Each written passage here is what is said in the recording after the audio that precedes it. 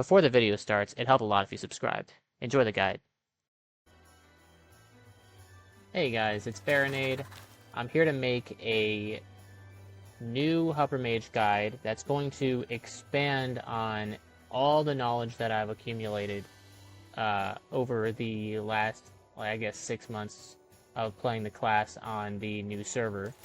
So, first thing I need to do is hide my guild chat so it doesn't get distracting. So,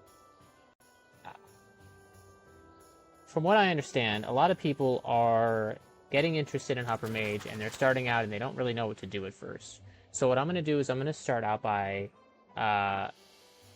giving you ideas on what you can use early, mid-game, and even end-game. I'll talk about equipment and sublimations as well.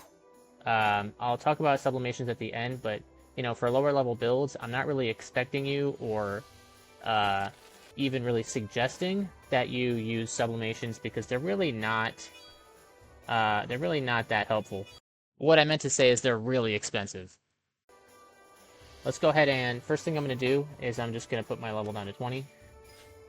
And so to start out, your first passive you're going to get, well, not the first one you get, but the first useful one is Light Link. So when you get Light Link, you're going to immediately take this passive and put it on your deck. I'm telling you right now, this is going to be your best passive, and I'll show you right now. So, as long as you have a rune, and you have your last rune generated, as long as you have what your last rune generated is, in this case it's water, casting this spell, Will-O-Wisp, will actually switch places with it, meaning you can essentially teleport around every turn, as long as you have a Wisp. Now, generating a rune will also give you an AP back, so as you can see, I'm actually ending up with more AP than I started. This is extremely helpful early on, and at all points in the game, honestly. It's pretty funny that you unlock it so early, because wow, this is such a good ability. So, I think that's the first passive you're going to want to use. If you're curious about which passives to use, just use that one first. Next thing I wanted to show you is if I go into a fight with multiple Mr. Punchies, let me just ignore everything except this spell. So what you're going to want to do is take this spell and put it in your deck. Now, just cast it on enemy. Then you're going to want to go in Heart as soon as possible at all times. Water Heart is fine in this case because I'm going to be using Downpour. So when you're first starting out, this spell is actually incredibly broken. Look at how much Downpour I'm getting. So when you cast this spell, it repeats it on every target that you cast it on during that turn.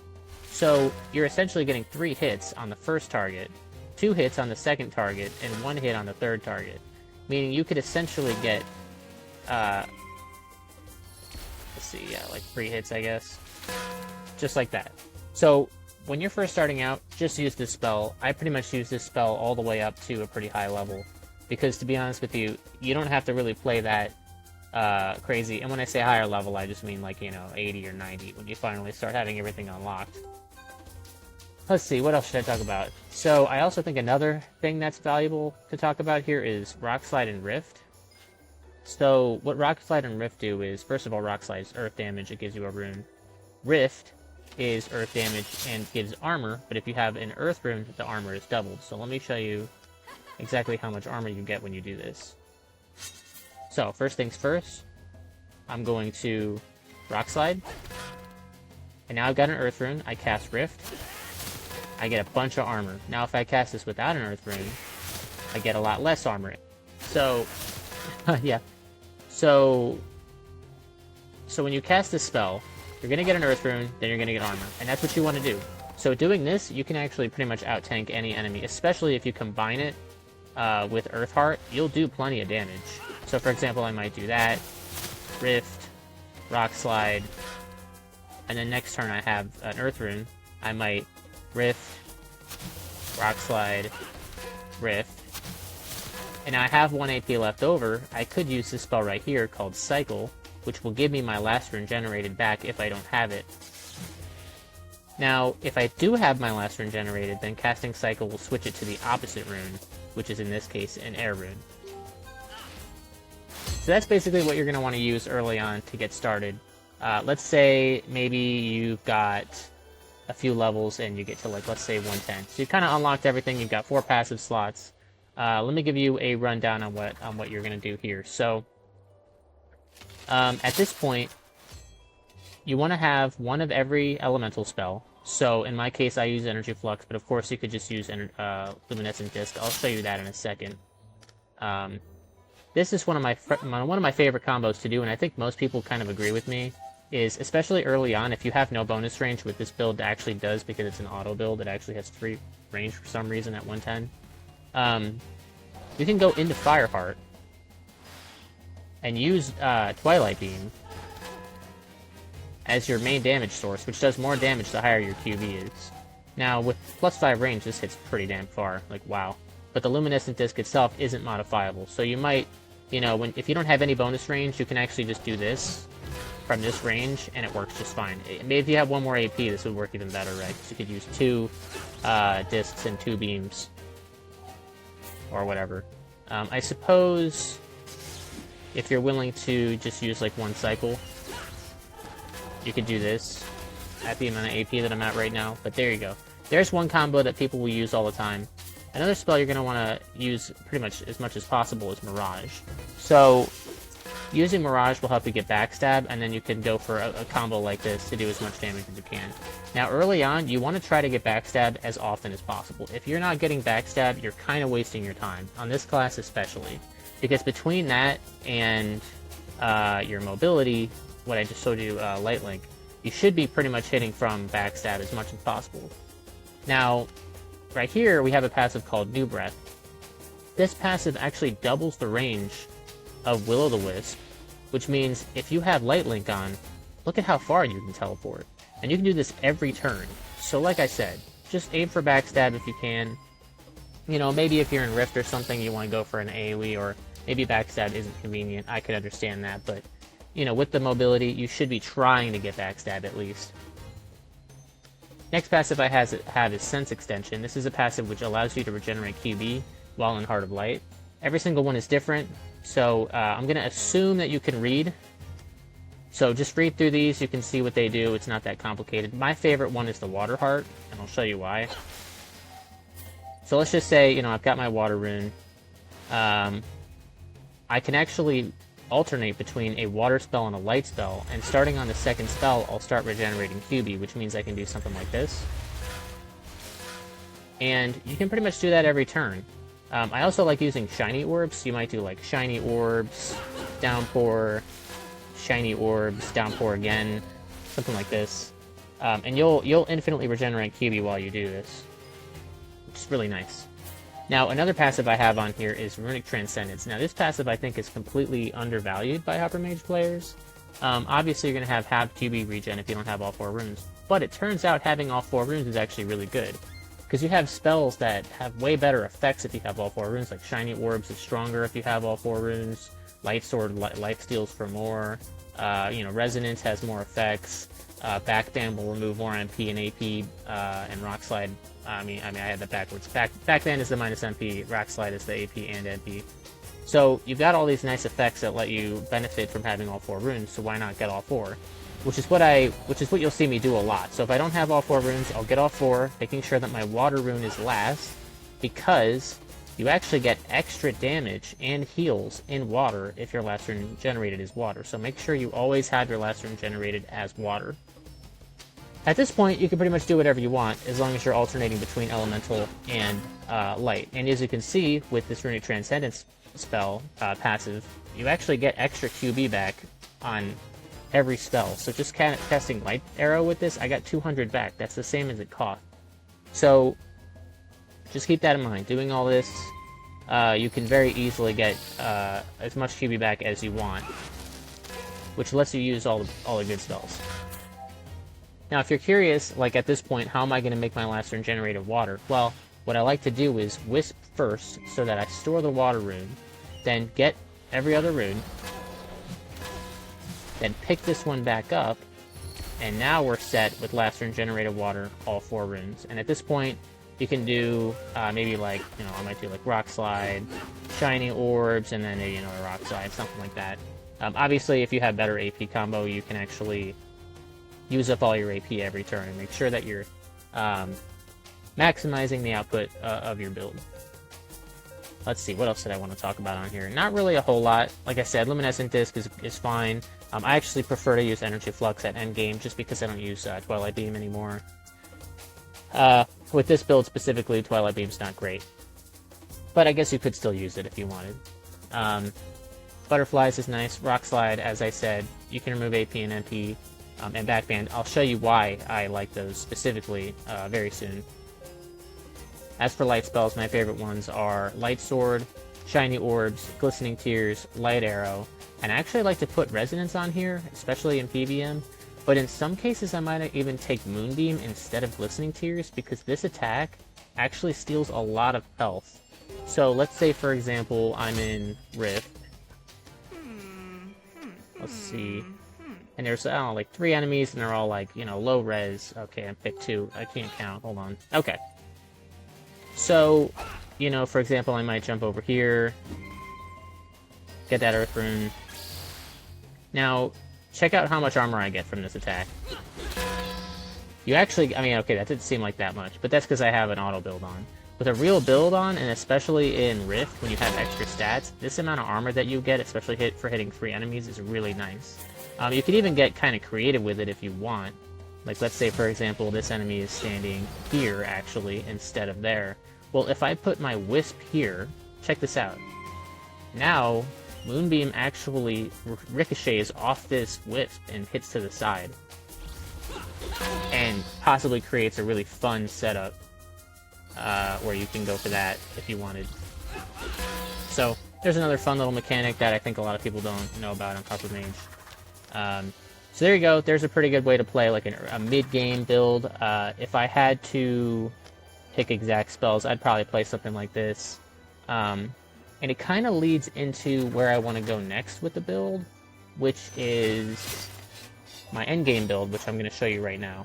So you start getting the endgame, you start realizing that you need your stats to be more specified. So I can go ahead and show you a few things that I'm working with here. I won't show you every piece of equipment because I think that there's actually a lot of variety with what you can actually play on Huppermage. But to start, I would look at these 4 items right here.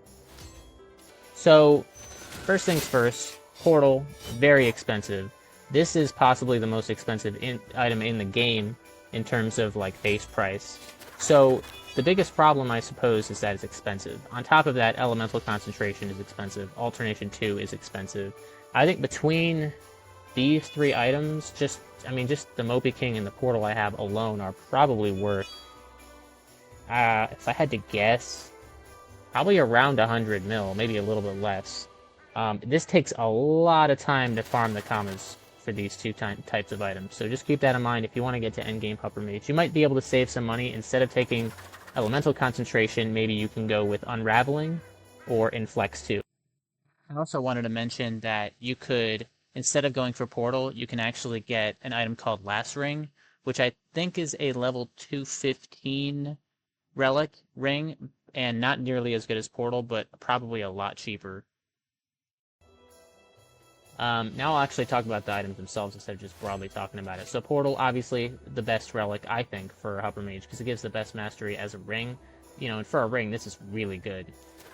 Like I said, I use Alternation 2. This allows me to essentially go into Waterheart and hit with different elemental spells while keeping my water mastery super high. And I'll show you that in a minute.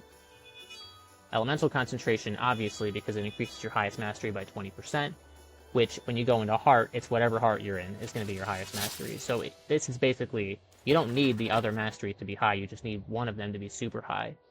Which leads me to the next item, which is All-Terrain Helmet, which I think is the best helmet for Huppermage. It gives 601 mastery in one element. So if you're using Elemental Concentration, or let's say you're not even, but well, at least in this case, this mastery plus Elemental Concentration, it's super good for Huppermage. This is probably what you want to use.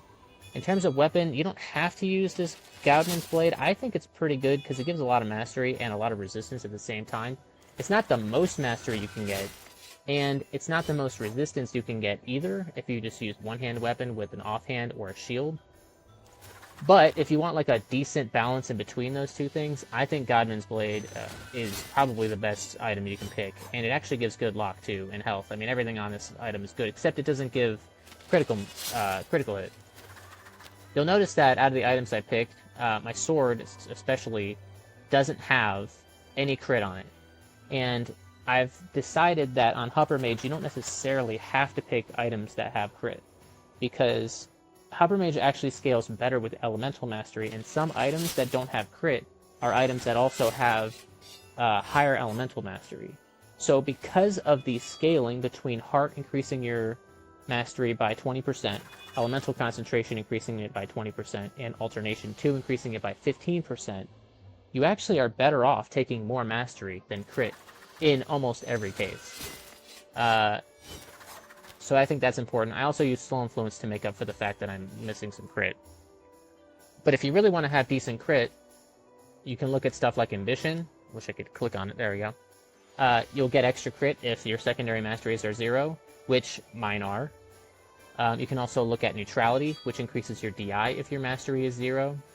And then the last sublimation I wanted to talk about, obviously healing is fine. Anybody can use healing if you want. I like it just because it's good for PvP to have extra health. But the last one I wanted to talk about, which is a sublimation I think a lot of Hupper Mages overlook, which is Profit. Now, Profit gives you an AP back every time you remove AP or MP from an enemy. Now, it says 1 max per turn, but you can actually equip 3 of these and do up to 3 removals per turn and get 3 AP back. So as long as you're using those spells, each Profit sublimation is kind of like just having an extra AP. So,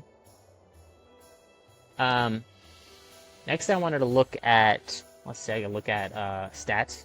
So you can see my stats, well, this is without stat food. Let me use a few stat foods so you can see what I've got going on here. I'll use the Blackberry Pie. So about 25k HP. That's probably the lowest I would let my health go. I don't think any lower than this is very good. It just feels too squishy, right? Especially in PvP, you're going to die too easily. But I guess in PvM it doesn't really matter that much. 13 AP, I believe, is standard. I mean, all my combos rely on me having 13 AP. It feels really good, and I'll show you in a second. MP 4, you can have 3 if you want, but you don't need more than 4. You're going to be blinking around like nobody's business. QB, if you can even see that, because the yellow text is really bad. Yeah, I have 350 QB. If you're wondering what item gives me that, it's a Sennis Greaves. So here's another item you might want to look into using. This item has insanely good stats. It's AP boots, high mastery, 45 resistance, it gives some block. All these stats are good, but you lose 2 MP. 2 WAKFU points, I mean. Now, the thing is, on Huppermage, this is fine. At least I think it is, and I'll show you why in a second when I show you my passes, but I think personally that this is fine. Let's see. So in terms of resistance, you can see I'm basically like 89% across the board. With in-game buffs, or in-fight buffs, I have even higher res. I even have like the crit res and rear res. That's just for PvP. I even have a build where I switch a lot of mastery and resistance away for extra health, so I can just have, a nice health page. But for now, I'll stick with this page. My crit looks low. 51 doesn't sound great, but remember I have Ambition. So I have Ambition 6, which is plus 30% crit. So I'll actually jump up to 81, and with Slow Influence, I'm jumping up to 84. So with 84 crit to start the fight, that's pretty good, and I'll be at 100% by like turn 7 or something. My block is pretty low, and to be fair, I could stat 20 block and bring this up to 40.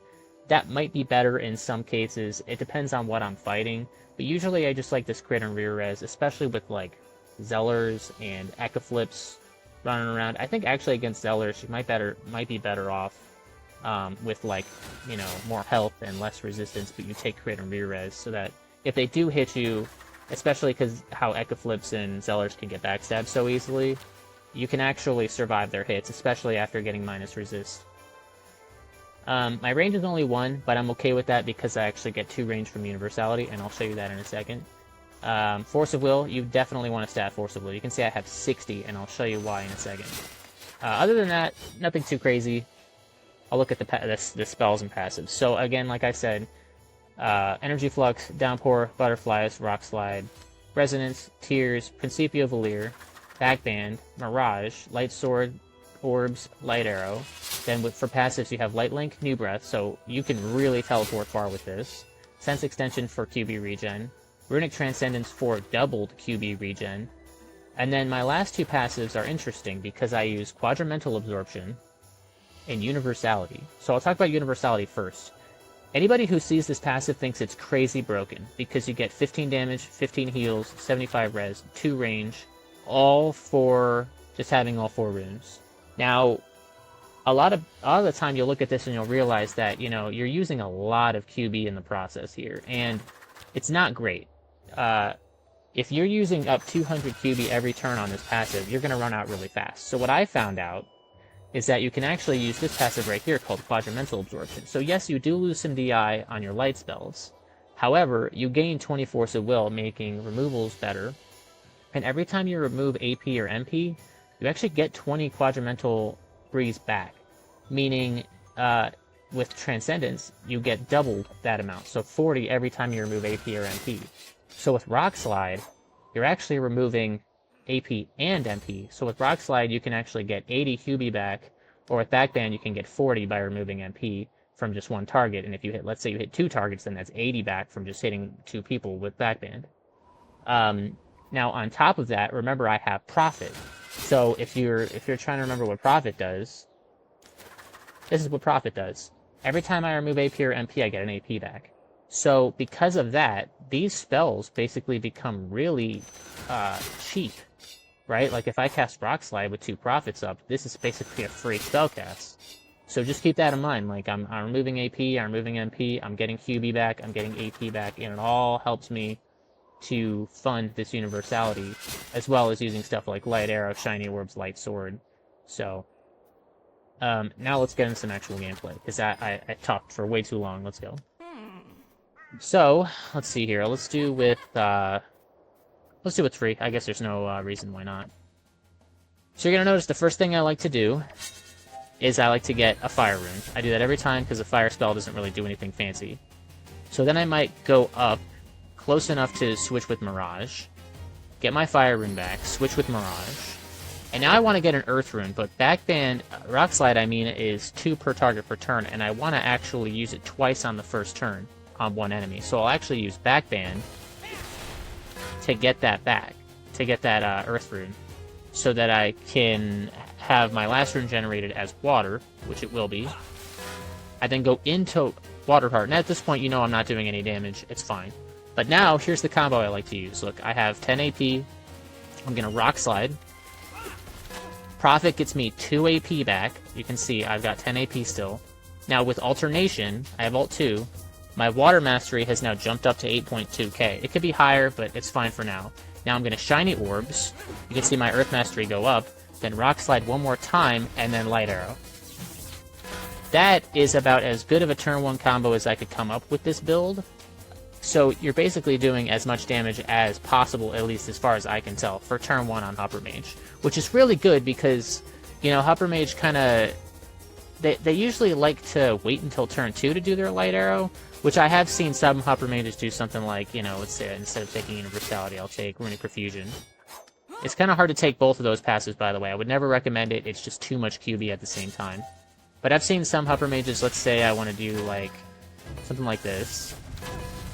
And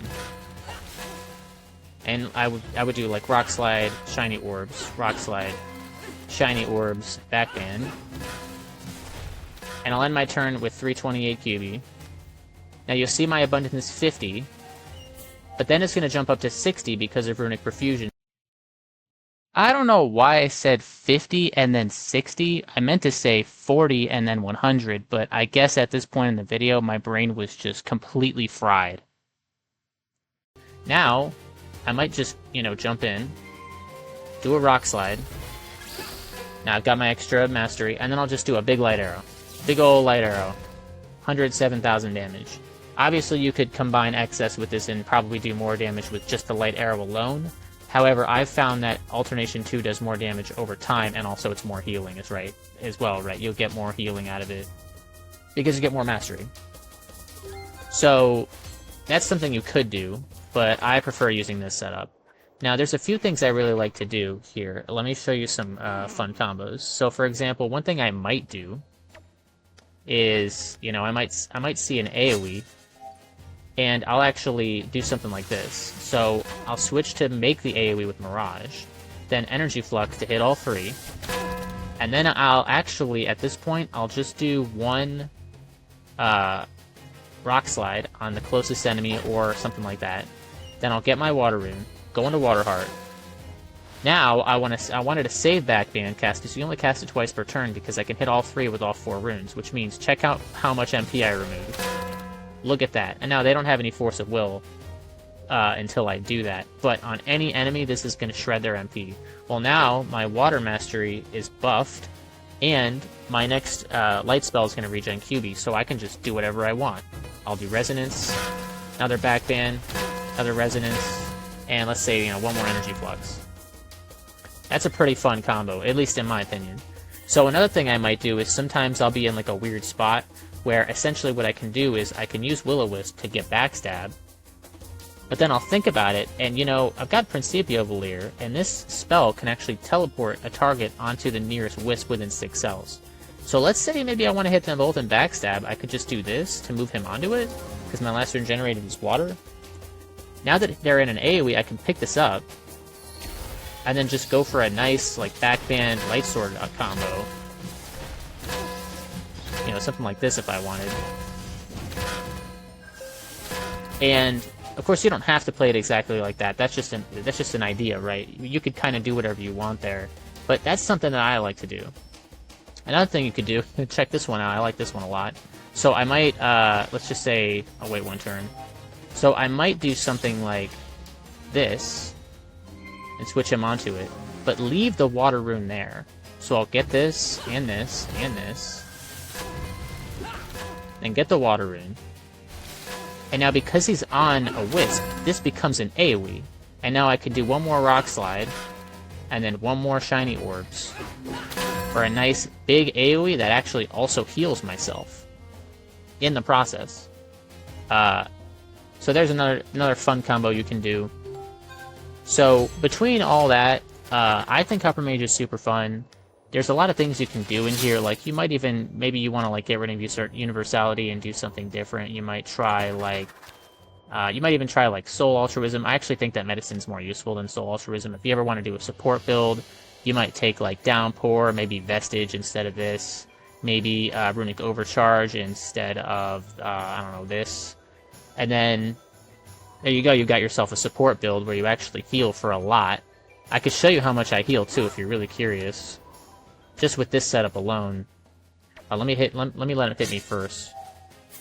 Let's get my health nice and low.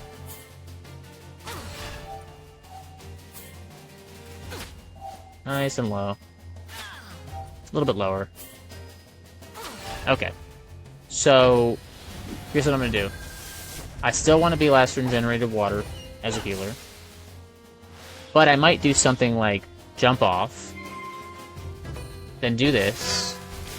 Look at how much I healed for 4,000 just off of Downpour alone. Now I'll do Shiny Orbs. I heal for, holy crap, like, a lot, right? Like, almost 9,000. And then I can do a Rock Slide and heal for another 9,000, if not 10,000 in this case. It would have been, look at that, 6,000, and then it would have been another 6,000. That would have been 12,000 heal. So that's super good, and if I have allies, I can just cast Shiny Orbs directly on them. So in that case, Huppermage is an extremely good healer, and that's with Medicine, which I wouldn't normally use. You can also use Abundance. So let's say, and I kind of like my Quadrimental Absorption, so I probably wouldn't remove that even on a support build. But let's say I want to get this. I should have just let him hit me first. I don't know why I did all this. Let's just let him hit me. My health nice and low.